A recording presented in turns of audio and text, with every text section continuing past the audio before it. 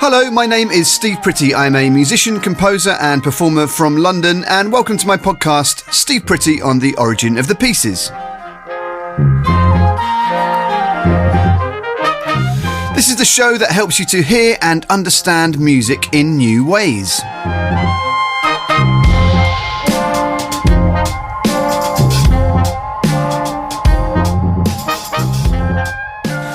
Welcome back, musically curious people. I hope you've had a good couple of weeks, slightly longer than a couple of weeks actually. Sorry, this episode is a little bit later than planned, a few days late because, you know, Easter holidays, young family, all of that stuff. But also, to be honest, I've been absolutely flat out working on future interviews for this show. Lots of really interesting stuff coming up, both today and for the next few episodes. So yes, hopefully the wait will be worth it. Thank you very much for all the brilliant feedback about the last episode. We talked about music and autism, and of course the musical washboard. Really great feedback and chats I've had with people off the back of that episode. Typically varied, I think you'll agree. And of course, you can get in touch at any time through social media. I'm at Steve Pretty on most of the platforms. And originofthepieces.com, you'll find links to all of the social media and also to my Patreon, which you can pay either $1 or $5 a month to help support the show. And for that, you get all sorts of extra resources. You get the full unedited interviews. You get some extra bonus PDFs, which I'm going to be talking about later, and lots more. So do sign up there. originofthepieces.com's got all your links. Coming up on today's show, I have a really nice little chat with my friend Eliza, fantastic R&B vocalist and artist, about what it's like to have a baby and announce the pregnancy live on stage while you're already quite heavily pregnant. It's a really interesting little chat about playing the forum and revealing your pregnancy to your fan base live on stage. It's quite fun, and her baby Rex is in attendance, so it's a sort of little dual interview with Eliza and her baby. And then I've got a really interesting entertaining noises section today, and that's of course where I talk to musicians, bring musicians often into my studio and get them to explain how their instrument works and some different techniques and stuff, just so you get a bit of an insight into different instruments. Today is the turn of Verity Simmons, who is a fantastic cellist and both very knowledgeable and very eloquent about how that instrument works, and demonstrates some beautiful cello playing. And then to finish the show off, I'm finally dealing with Igbo Rap. That's right, I've spent the last few weeks researching and listening to Igbo Rap from Nigeria, so I'm going to report my findings and have a little bit of musical fun with that towards the end of the show. So, on with the show.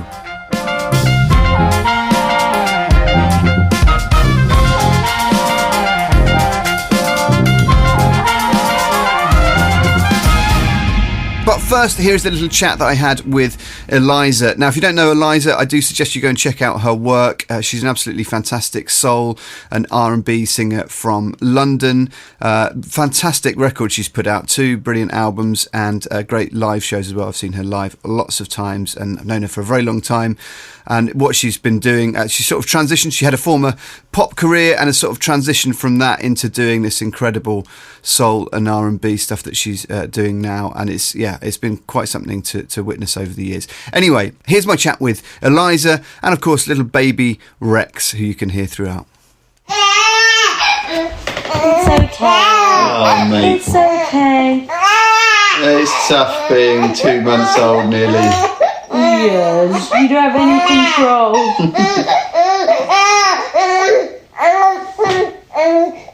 Do you mind introducing yourself? Sure, I'm Eliza, and I'm a musician, just like you. Yeah. Slightly different instruments. Yeah. I use my voice So does more he. than anything. So does little Rex here. And I write music and perform and try to entertain as much as I can. Well, so I thought it'd be fun to have a chat, because obviously we've known each other for ages, and you've just had a baby, as we can hear. And the main thing I wanted to talk to you about was just the way you announced it, the moment that you announced it, and all of that. So maybe you should start by talking about that. Yeah, well, I'm not someone who would I'm quite a private person, so I wouldn't just post something online about it for no reason, but I did have a show in the diary, so I I guess the first time people were going to see that I was pregnant was at the show. The dance routine I've always done was with my back to the audience for the first 30 seconds or whatever. So it just so happened that it was a perfect reveal moment, which was just a really thrilling way to do it, I guess, or to share the news.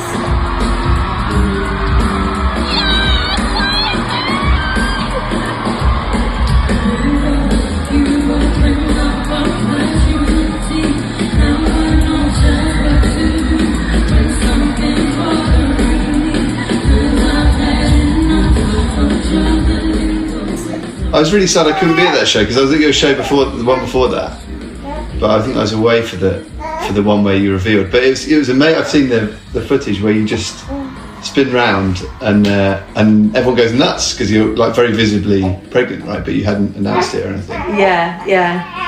It was fun. Where was the show? It was at the Forum, right? Yeah. Forum, good place for a reveal.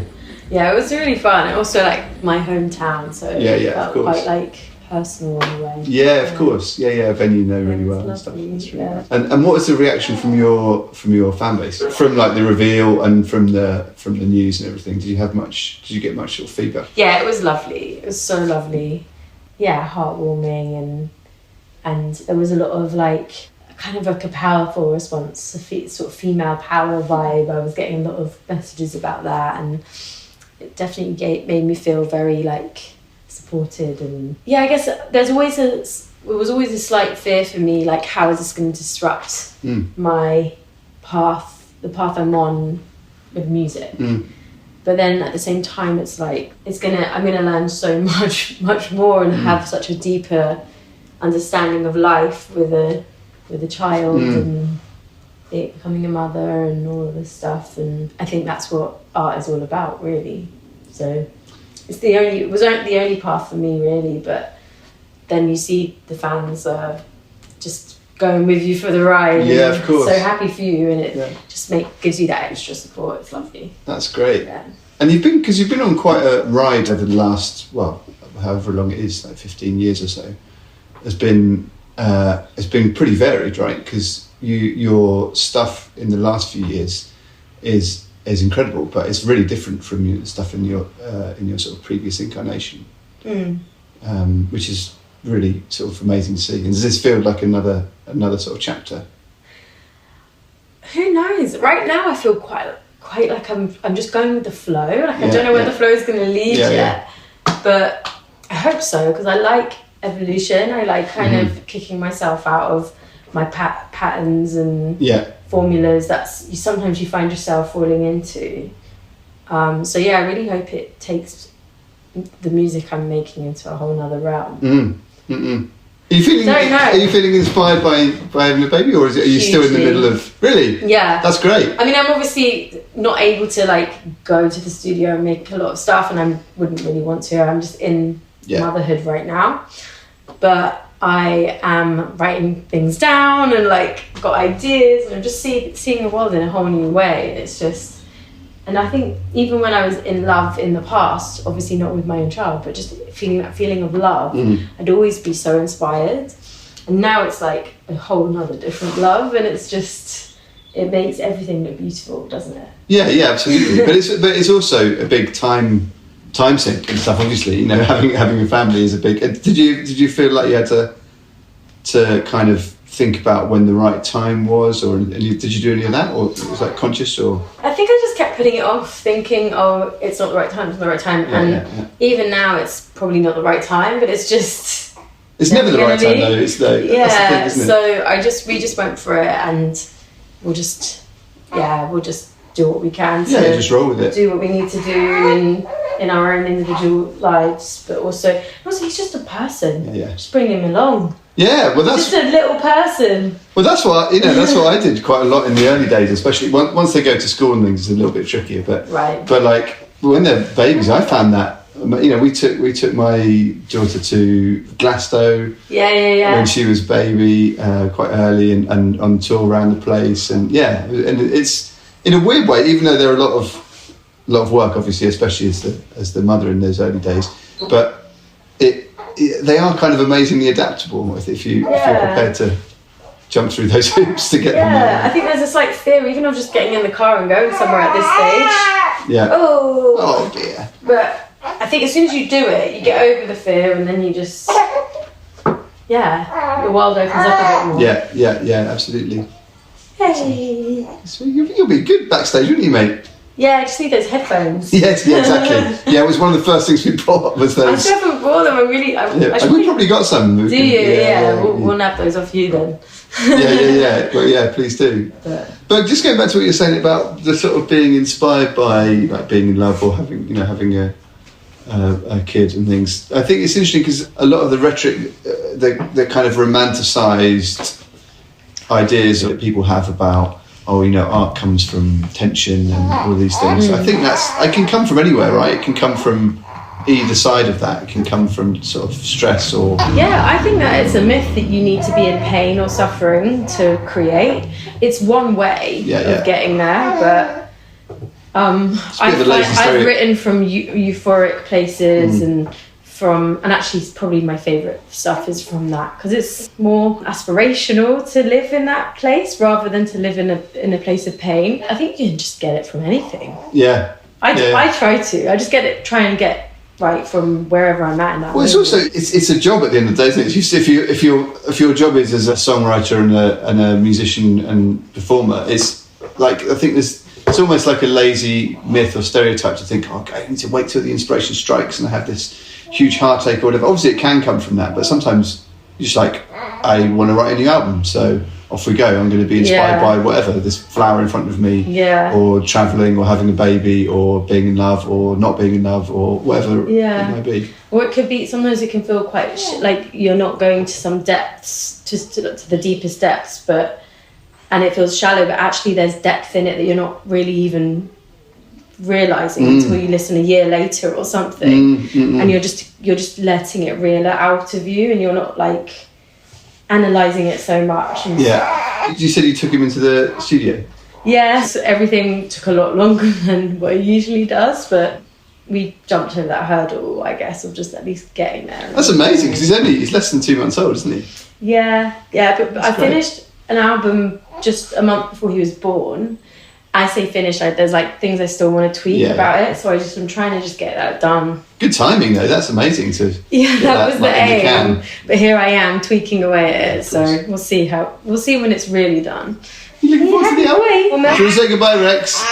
Say goodbye. Bye, Rex. Bye, Eliza. Thank you so much to baby Rex and Eliza for that chat. It was really lovely to catch up with Eliza and meet little baby Rex. It's always so nice talking to Eliza. She's always so positive, and it's great to hear such a kind of inspiration coming from those early days of motherhood. And I can't wait to hear what the next record is going to sound like off the back of that.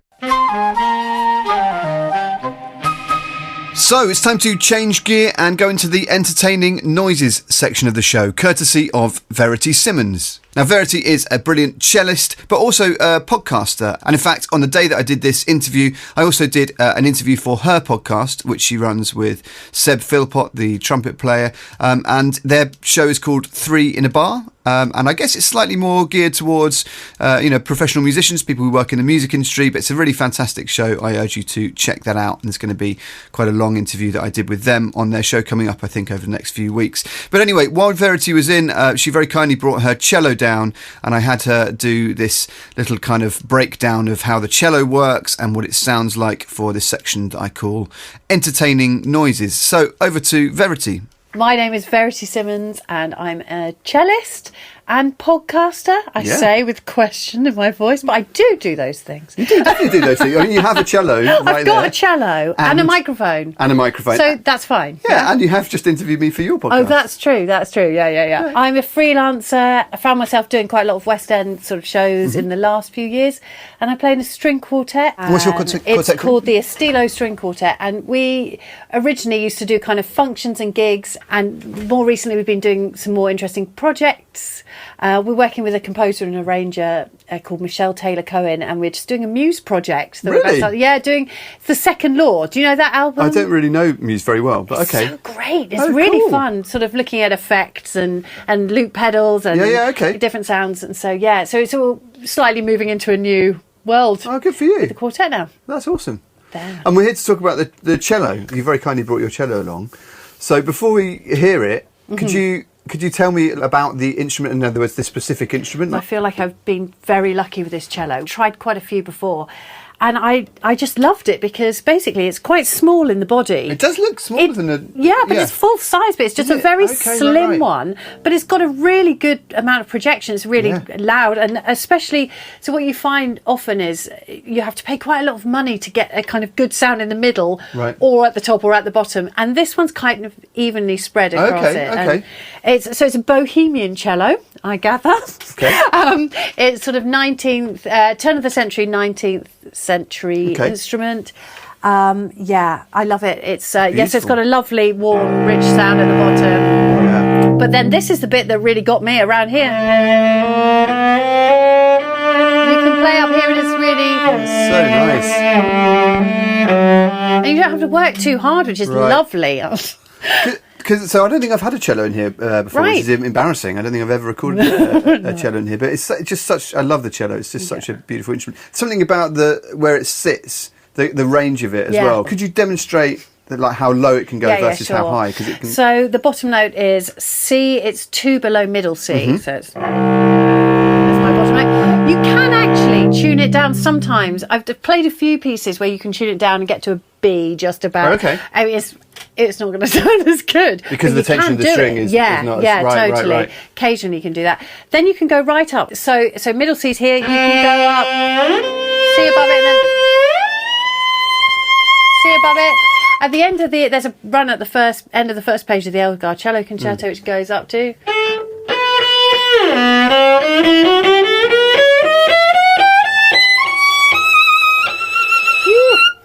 Right up there. And that was a lovely delivery, wasn't it? So your finger was right at the very, very end of the fingerboard, just off the edge of the fingerboard. Yeah, that's right. So, if you take us through top to bottom. Yeah, let's do that. So at the top, I've got this scroll. The scroll is quite intricate. Really, it's curled round, really beautiful. But they all look like this, which is funny, isn't it? Because it seems like it's just for aesthetic purposes. Yeah, but it would also look weird because we're so used to seeing it. It would look weird if we didn't have that. Totally, right? And we've got the 4 tuning pegs here for each of my strings. These strings, so we've got an A string, a D string, G, and C, so they're set a fifth apart, so 5 notes between each string. Come down to the bridge, which holds up the strings. Again, this is really intricate. It's hollowed out, which I think is absolutely necessary. But, it's hollowed out from underneath. Yeah, you can see that. But then there's also these sort of little bits of decorative little sort of heart in there as well, which is quite nice. Where is that? Look at that. And that's presumably just for aesthetics. I believe it is. Yeah, I think so. That's all right. I mean, I think it feels like sometimes with instruments, when you say just for aesthetics, but an instrument is something that you do and that you need to feel a connection with, and so it needs to. It's like how something looks is not, obviously it's about how it sounds, but it's also how it feels and your relationship with it, and all of those things which are hard to quantify. And like, does this affect the sound? No, but it affects how I feel about it. Yeah, in a small way. Totally. And so exactly the same with these. These are called the F holes, where the sound comes out very beautifully designed. Same on every cello. As we come down, this circular plastic thing I've got here is called a mute, and mine is a bejewelled. It really is. It's like a Beyonce mute. I know, exactly. I am like the Katie Price of the cello world in my head. So right, here's without the mute.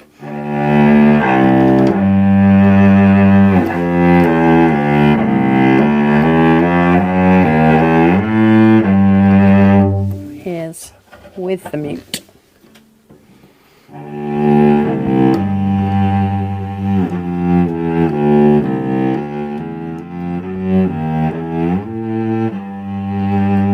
So you see, you get a slightly different kind of sound. It's like muffled. muffled, but softer, and it just takes the bright edge off it, I think. Well, it kills some of that resonance in a really good way, doesn't it? Yeah. It just dulls some of those resonances and kind of reflections inside the instrument, I guess, because it's putting like a bit of rubber on the bridge that stops transmission of the vibrations, I guess, through. Yeah, so that I just pop that on the bridge if I want to play quieter. It doesn't make a massive difference. Tonally, it makes a difference, but in terms of volume, it's not huge. You can get big practice mutes as well if you really want to block the sound. But yeah, it's more of a different timbre, I guess, when you're playing. Coming down here, we have got, these are the fine tuners. So if it's just marginally out of tune, any of the strings, I'll use these rather than the pegs. Because there's big wooden pegs at the top, right, which are quite big adjustments. Yeah, they are. And like I've had horrible moments with these where they really don't want to stick. Or the string snaps, which is a joy. I mean, that must be scary because they're under a lot of tension, right? Yeah, they are. Yeah, they are. And so if they're close to going, you can sort of tell because they'll start going out of tune a bit more, but also you can see a bit of fraying going on at the top, that's the point, to whip it off before it smacks up in your face. See, because it could really hurt yourself potentially, right? Yeah. There's a great video from the Berlin Phil where one of the cellists has it like explodes. Wow. They very calmly change it again. That wouldn't be me. Mid chaos. Yeah. Amazing. And then so this is the tailpiece here. Again, holding up the strings, connecting it to the bottom of the cello, just holding the tension of the strings. And at the bottom here, we've got the spike. Mine is carbon fibre. Very fancy, like a Formula 1 car. I know. That's what I think, yeah. I changed it. It used to be a metal one on there. This one, I think it apparently affects the sound, maybe opens out the sound, but I'm taken in by whatever I'm told by the guy who fixes things for me. So he could be spinning me a lie. But you told me before we started that this has another backstory to it. Oh, yeah. Which is quite something. I know, exactly.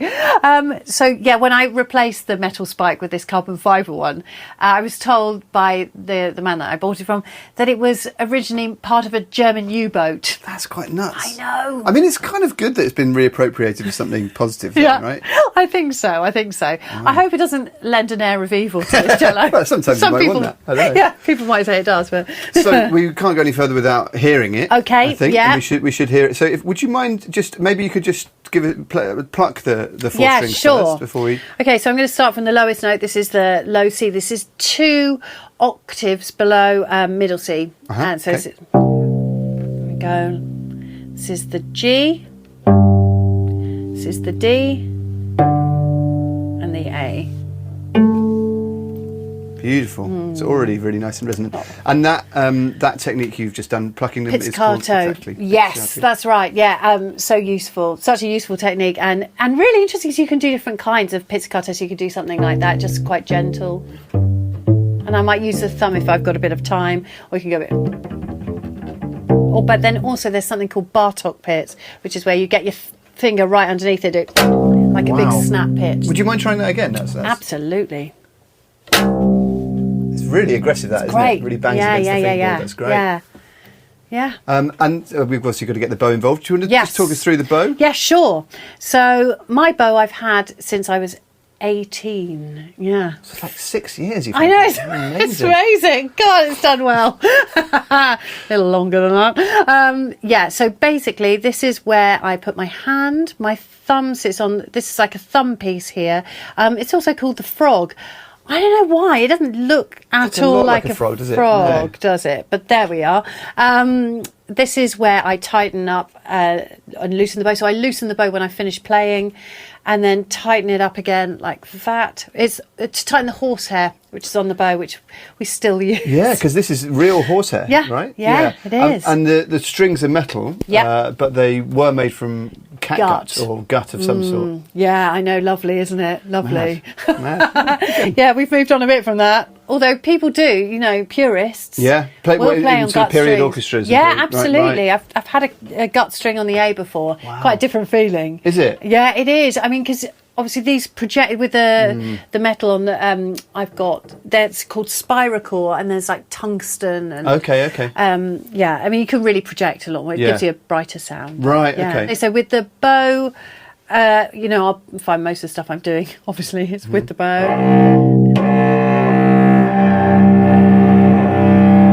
cello doesn't like Bartok fifths. It's immediately gone out of Really? tune. That's taken out of tune. I'm not Yeah, surprised because you're really yanking. You really are. And there's one show that you have to do where it happens a lot. But in terms, when we're talking about tuning, it's a fretless instrument, Yeah. right? And so that means, as opposed to most guitars, where you've got, you know where to put your Yeah. fingers because there's little bits of metal Yeah. there. Can you that gives us some different options, right? Yeah. For how you can play it. Absolutely. And it's really interesting, especially because I do quite a lot of quartet stuff. Like I was saying, that everyone's perception of tuning can be quite slightly different. So it's interesting. Some things I find that I'm playing slightly flatter. So, for example, if I'm playing a C on the A string, I'd probably pitch it about there. Some people play ever so slightly flatter. Some shows are a bit brighter. Some orchestras are a bit brighter. So it gives you, there's a bit of room for negotiation on tuning there. I think I think a lot of non-musicians don't necessarily get that tuning is all relative, and it's all, and also there's not even a standard agreement across the world now, let alone across historical time, as to what an A is, right? It's essentially wherever you want to put it. I mean, so A440 is what we call it, which is 440 hertz, 440 vibrations per second. But 432 is another one that was used, and in different orchestras even today that's the case, right? Absolutely, yeah. So that's the whole tuning of the instrument, but then the individual notes you can also absolutely which is great actually, and. So and I do quite like, there's lots of things where you are pitch bending, and it's something I'm doing at the moment where there's a lot of this kind of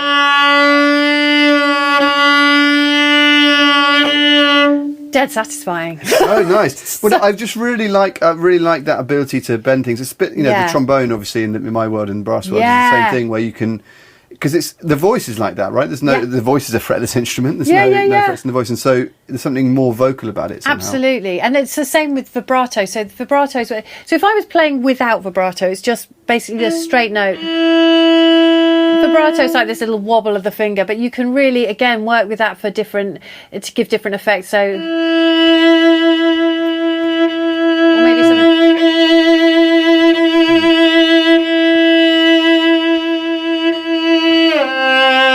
Depending on the character that you want to create. And actually it's a really nice point where you start using that to your advantage, rather than thinking I just have to vibrato and everything, but taking it right away again, then putting it back in for colour in a way that a voice does as well, totally, right? So I mean, obviously some opera singers, there's vibrato throughout, but a lot of the time in pop or jazz or even a lot of classical singing as well, you sing a very clean note and then add vibrato at the end to kind of emphasise the end, right? Yeah, exactly. And a lot of Baroque music will do the same thing, where you'll start a note really clean, just warm up the sound, really. Give it that. And it's those little pitch fluctuations that make it make it more human, more interesting, right? And it's why it's quite hard to recreate an instrument like the cello or on the computer, I think, isn't it? Because thank God. Yes, it's true. Keep us in work, please. Yeah. But the variations. It's not just, you're not just playing a note. No. You're playing a note, and then you've got this ability to kind of lean into it, pull and push it away and that's partly through the bow as well? Yes, absolutely. So you can do, well, I mean, depending on what you want. So might be something which has got a very long lyrical line, so I play lots of notes in one bow called a slur, or maybe if you want to do something a bit shorter and choppier.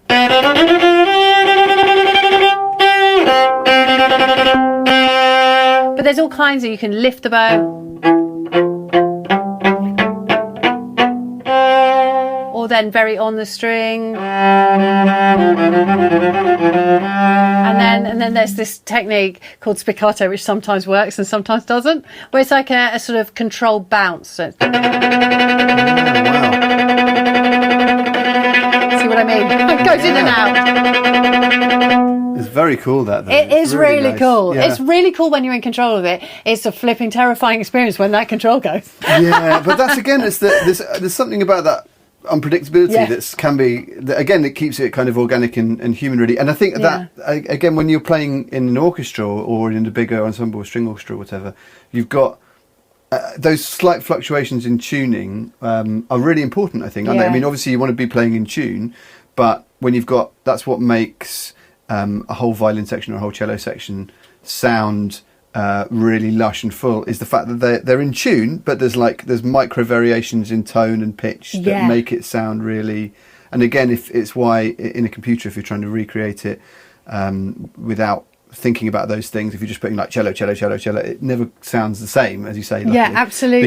Because you haven't got that variation, you haven't got that subtle shift. And actually, I spoke to a cellist recently who's done an album of pieces where he's multi-tracked himself, and he played like an ensemble piece, a string orchestra piece that he'd arranged just for him, playing on the cello. And he said that he was even thinking of himself as different characters for each of the cello parts, so that that bringing that exactly what you just said, so that thing of keeping the intonation the same but with different quirks of personality, different techniques of bow. And so if I'm ever trying to do I sometimes need to do some sort of mock-ups and brass parts or whatever, or sometimes for the real thing, if there's not much budget, I'll have to multi-track myself. And the same thing, I might use a different mouthpiece or a different trumpet sometimes, but also just thinking slightly differently, even like being slightly out of tune on one take, just because it gives it that sort of thicker sound. Whereas if you're just trying to get everything absolutely perfectly matched in every way, it just somehow doesn't sound. It sounds like a computer's doing it rather than absolutely. And that's one of the reasons that like an orchestra is this sort of living, breathing thing. Well, so is a string quartet. Totally. And yes, and I love the thing of listening to how other people play and starting to become like a unit. Those things, it's such an interesting dynamic, isn't it? It's really fun, and you really mould to the way other people play, and it's great.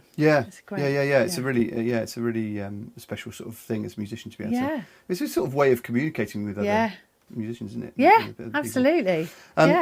We better hear a bit more if you don't mind. Do you want a bit of Bach, maybe? Yeah, absolutely. Right.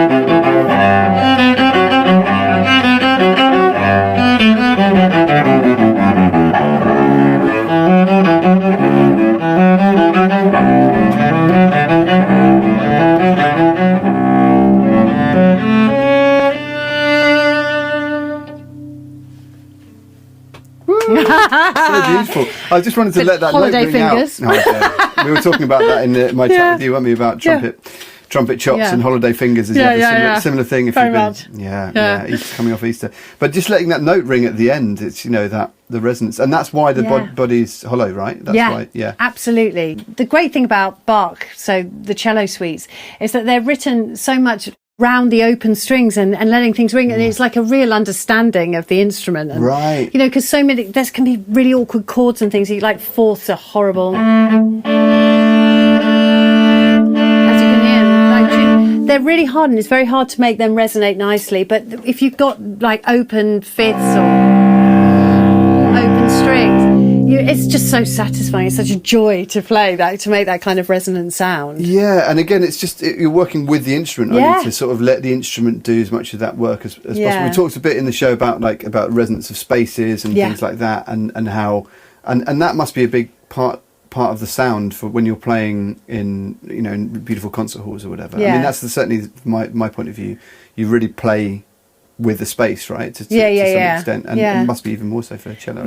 Absolutely. It's really interesting. And then, so when you're in recording studios, often as well, it can sound quite deadened and stuff. So sometimes it's a total joy just going. Well, because it's pretty dead in this room. Obviously, it's a very small room full of stuff, but if you're playing in a big, it's one of the reasons classical music's often presented in big halls and things. Yeah. Right? Yes, an amazing thing. It's really interesting as well because of the way that they sort of set up different halls. Like if you go into Cadogan Hall and you're playing in an orchestra, it can often feel like you're playing by yourself. It's a really weird sensation. And the Barbican in places in it can feel like you can really hear yourself. And then you'll go into other ones, like somewhere like St John Smith Square, and it's like a wash of sound and you just become... So it's funny, those ones where you can hear yourself, it's great in many ways, but also can be quite terrifying at times. Yeah. Oh, thanks so much. That was amazing. Great. Thanks again to Verity for that really interesting look at the cello and listen to the cello, more importantly. Do check out her work, 3 in a Bar podcast, and of course lots of brilliant music as well.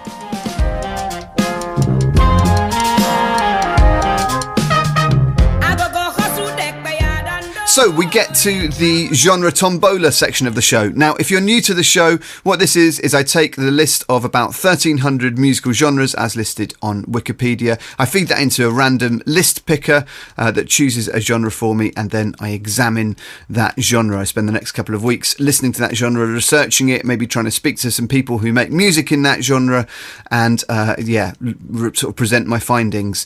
And the genre that was chosen for me for this episode was Igbo Rap. And for those of you who heard it at the time, you may remember that I wasn't quite sure how to pronounce it. Was it Igbo? Was it Ulgbo? It wasn't clear from the genre picker what it was. And of course, I quickly realised to my shame that it is, of course, Igbo, as in the Igbo people of Nigeria. So Igbo, Igbo. Now, before we go any further with this section, I should say that I've reached out to quite a lot of Igbo producers and rappers for this segment, and weirdly, none of them have got back to me. I don't know why they wouldn't want to speak to a kind of white middle-class bloke in London who just does this random genre thing on his podcast, but there we are. They haven't got back to me. So I should say, even more than usual, this section is going to be a kind of personal take on this. It's always personal to me, but it's also often I have someone on to give their personal take on whichever genre we're looking at. So we had Frank Turner on a couple of episodes ago, for example, to talk about UK hardcore, and I'm sure he would have left out loads of bands and loads of history and things that people who are into that genre might notice. That's going to be true whenever we do this segment, but especially today because it is just purely from my own research. So yes, please take that in the spirit in which it's intended, which is just as a kind of look at a genre that I don't know anything about, and with me presenting what I found interesting about that genre in a very personal way to me, and with hopefully me as acting as some sort of conduit to you exploring the genre yourself, because again, I should stress once again, I am no expert. I am just a kind of newbie looking at these genres. So with that in mind, it's probably just worth talking about the kind of brief history of the Igbo people. So Igbo people in Nigeria are a minority, but a very important minority, quite a large minority, if that makes sense.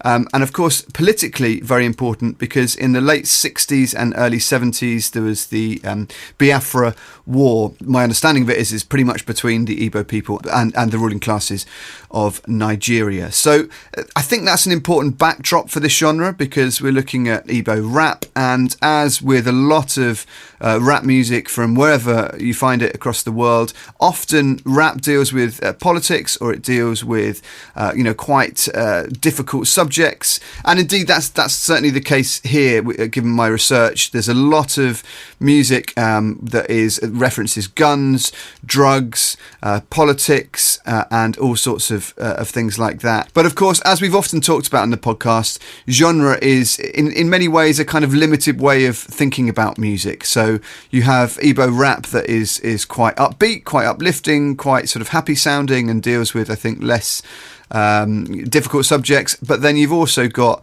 the slightly more edgy, kind of more hardcore end of things, which is dealing with politics and that kind of stuff. And that's what we're going to be looking at today, more of the latter.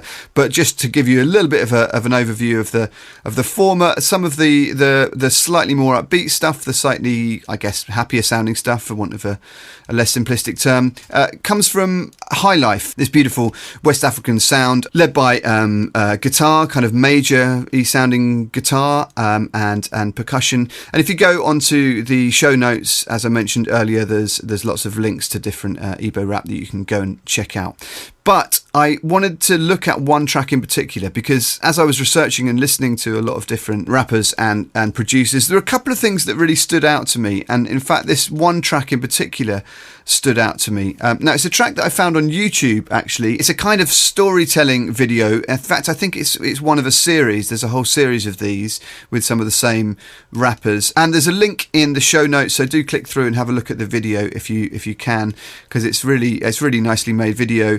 It's a slightly bleak situation where you've got a car full of people who are stopped by some blokes with guns, big scary blokes with guns, who pull them over, get them out of the car and kind of search their car, plant some drugs in their car. And there's a bit of a confrontation ensues. And so it's kind of an interesting, like a lot of rap from around the world, this deals with gun violence, it deals with gangs, and it deals, of course, in Nigeria, as again with a lot of places in the world, it deals with sort of ethnic violence, political confrontation and that kind of stuff. So do go and check out the video. And the production, I guess, the music production is, if you know anything about trap, it sounds a bit like that. So that means drum machines, quite a fast tempo, samples. So we looked at samples in previous episode about UK hardcore, where you're basically manipulating, in this case, a piano sample, basically a little loop of piano music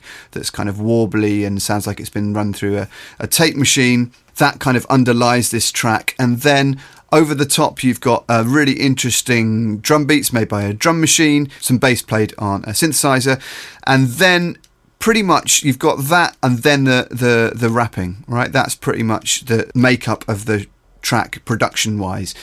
But it's the rapping that I really want to talk about, because that's what really caught my attention with this track. It's frankly incredibly impressive. It's really fast. It's really, really rhythmically complex and interesting. As far as I can tell, again, please, I'm no expert, so do correct me if I've got this wrong, but the rapping is done in a mixture of the Igbo language and pidgin. So there's the odd word that's distinguishable to a British English speaker like myself. But yeah, a lot of it, the lyrics kind of go over my head. If you look at the video, there is a translation there, so you can kind of see what's going on, which is very interesting. But it's not the lyrics that I'm so interested in, it's the rhythm to the rap, because frankly it's really, really impressive and extremely fast, very rhythmically complex. And so I wanted to kind of break that down. So what I've done is to transcribe some of the rapping that's going on here. Now what that is where you listen to a piece of music very, very closely, and you either translate that onto your voice or your instrument, or you can write it down as a kind of aid memoir, which is what I've done here. I've literally taken a pencil and a piece of manuscript paper, listened over and over again on loop to some little sections, and just very slowly, piece by piece, transcribed the rhythms. And it was very interesting as I was listening to this. There's 4 rappers on here. Now, apology, I'm going to probably butcher the pronunciation of some of these, but it's Chucky P, Kenji, Space, and Chumsy from Nigeria. And there's this kind of musical conversation going on with them, right? So there's the people in the car, and then there's the people who stopped them. And so you can see on the video, there's this confrontation that happens, but it happens through rap. But what it reminded me of a lot was that some of this call and response stuff that you find a lot in rap, also of course in jazz and other music of African origin. And I think there's an argument you could make for that going right back to things like drum circles, particularly in West Africa, which is of course where Nigeria is. So again, this is just my interpretation of it, but certainly what I was hearing as I was transcribing these rhythms is that this musical conversation reminded me a lot of a kind of drum circle of one person, playing a question part and the next person playing their response to it. And, and here there's quite an aggressive call and response going on. But because these rhythms are so complex in some cases and so fast and, they're really in dialogue with one another. So let me show you what I mean. Wait, I got the motor make a to your glass. So here comes the second voice. So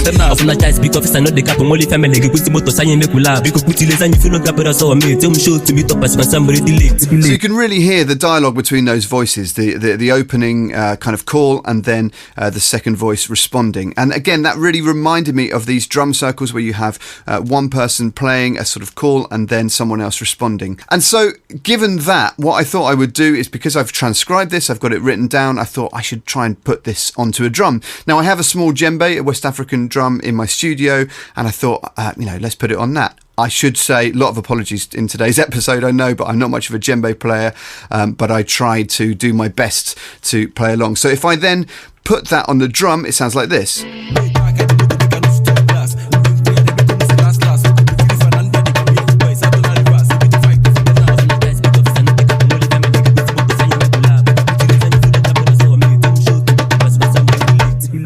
Now, hopefully you can hear what I was hearing there, which was that, the connection between the drum, the rhythm being the fundamental driver of what this music is doing, and the voice. You've got these incredible rhythms that perhaps have some sort of history with the Igbo people and some Igbo traditional music or West African drum circles, but then brought right up to date with this American production, British style trap production, that kind of stuff.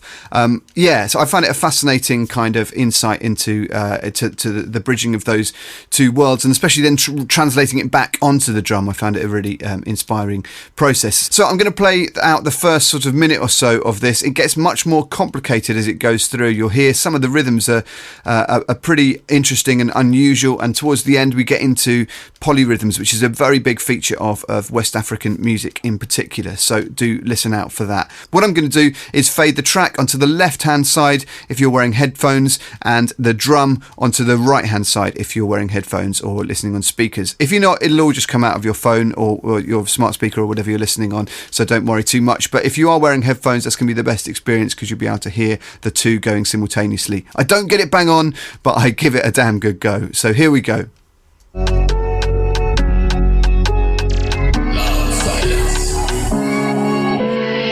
The motor make a no to your glass. Then we are the bacon is the last. Look at the fan and the Kabuya Huba is Adona reverse. If you fight for the now, not guys speak of Sano, the Captain Molly family, with the motor sign Megula, because put it in the camera so me, don't show to meet up as somebody delete.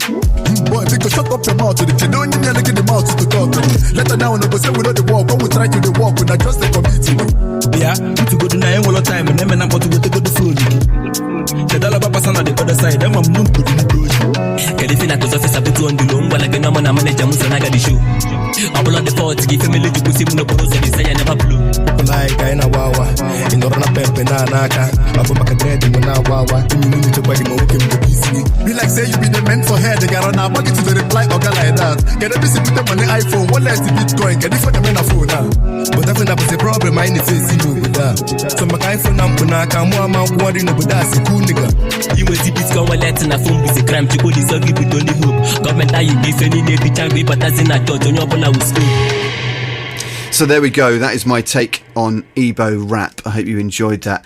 I have to say that this week, almost more than ever, I found it really fascinating looking at this pretty niche genre that I would have known nothing about, would probably have never listened to if it wasn't for this little segment of the show. And the thing that it really brings home to me is how interesting pretty much any style of music is once you start digging into it. How many different things there are going on, whether it's the social history, whether it's the musical nuts and bolts, whether it's the music production.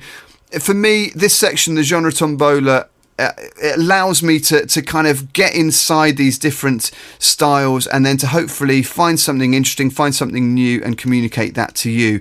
I really hope that people, when they're listening to the show, aren't just tuning in for, the more famous guests I might have or just to listen to a particular genre that they're interested in, but in fact that you're here for whatever the genre is. If you'll indulge me for a second, there's a quote by the physicist Richard Feynman, which I won't do the whole quote, but it's something along the lines of him talking to an artist friend of his, and the artist saying to him, it's such a shame you can't see a flower in the way that I can as an artist. As an artist I can see the flower and I can see its beauty, and Feynman says something along the lines of that seems quite nutty to me, because I can appreciate the flower's aesthetic beauty, but knowing what I do about photosynthesis, knowing what I do about physics, about the movement of fluids through the plant, I can see the different layers of beauty.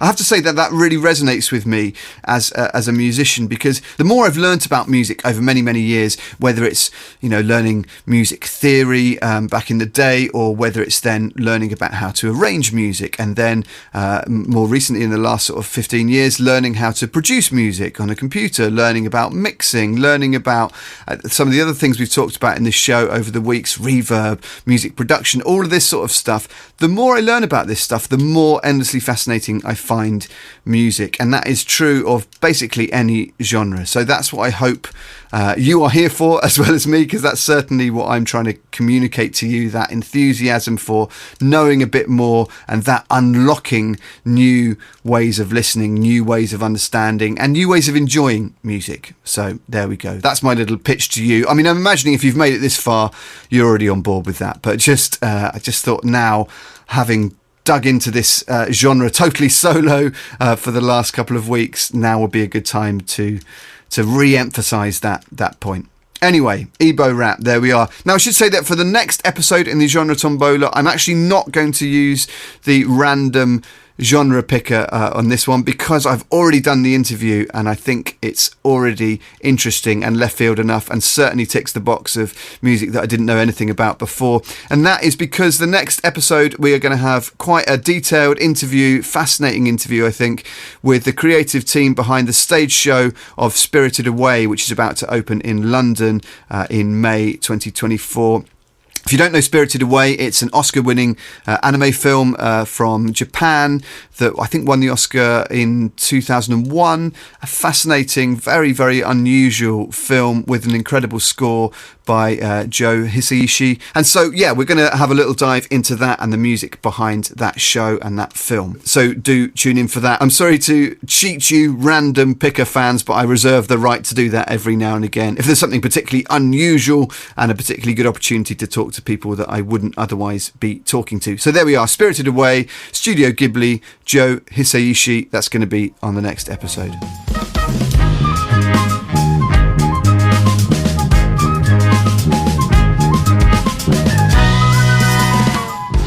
Okay, musically curious people, it's about time to wrap up the show, but not before I give a quick shout out to Nathaniel Dye, who you may remember was a guest a few episodes back. And Nathaniel is an amazing trombone player who was running the London Marathon over the weekend, playing the trombone throughout.